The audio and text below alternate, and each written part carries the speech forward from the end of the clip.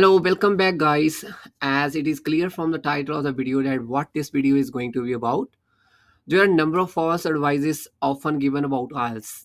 Obviously, as you prepare for your test, you will hear all sort of mess about the test. I would recommend don't listen to these. Instead, you just focus on improving your English and improving your mistakes. The very first one is IELTS is too difficult. IELTS is no more difficult than any other exam. The questions are straightforward and designed to assess how well you can use your English, not to trick you or to test your opinions. As with any other exam in the world, IELTS requires thorough preparation. Also remember that there is no pass or fail in IELTS exam.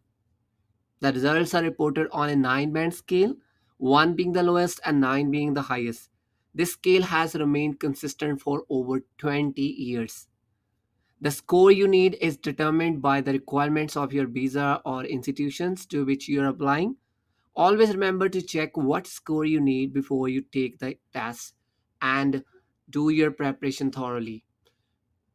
Remember one thing, it is determined by your own mindset whether IELTS is difficult or easy. If you think you can easily achieve it, definitely, believe me, you can.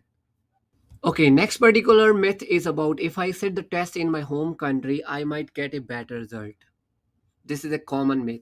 But it is important to understand that IELTS test will be the same level of difficulty wherever you sit the test in the world. Think about where you will feel most confident taking the test. It is important to recognize that good meals and good sleep in the lead up to your test will help you perform your best. Also consider how early you need to travel on test day to reach your test centers to avoid last moments nervousness. Keep in mind that all IELTS examiners in each country receive the same high level of training and are closely monitored by the Cambridge and IDP British Council to ensure they rate your responses consistently wherever you set the test. So remove this myth. Like if I will sit in my home country, I will get better band score. It's not depends on that. It depends on your preparation. Next myth is if I smile and make the examiner laugh in my speaking test, I may get a better mark. Smiling can help you feel relaxed, which in turns might help you perform better on your exam day. But every examiner is trained and monitored closely to be fair to every candidate and assess your level of English only. The examiners will not give you more or fewer marks if you are smiling and laughing.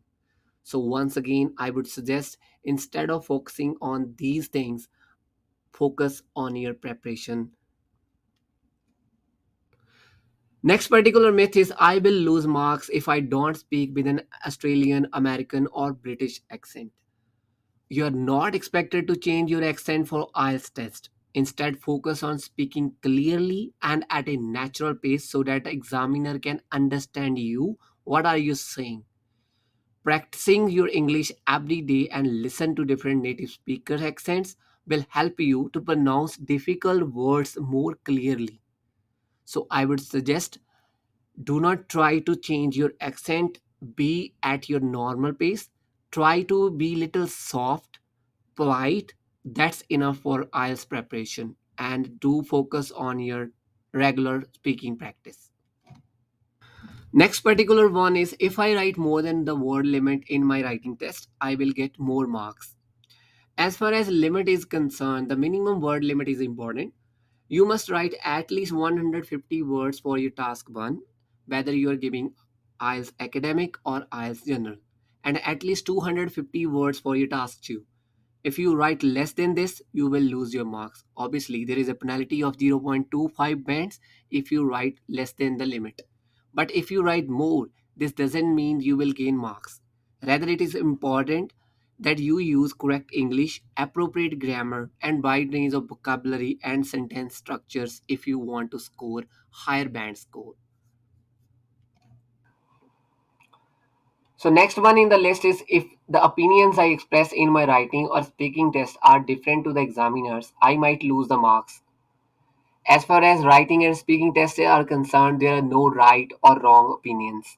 The examiner is assessing how well you can use your English to report information and express ideas.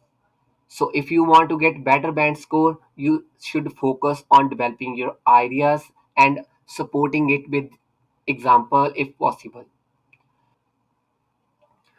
Next one is, if I keep on doing sample questions, I will get a better band score. Doing sample test will help you learn what is expected in each part of the test.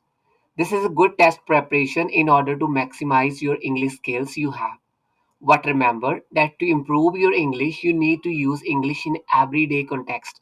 Speak it with your friends, write notes and emails in English, read English newspapers, listen to English radios.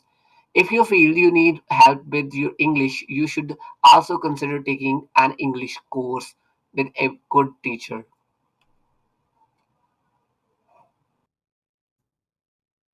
Thank you for watching this video. If you have any query or suggestions, please visit www.ieltslogin.com/contact.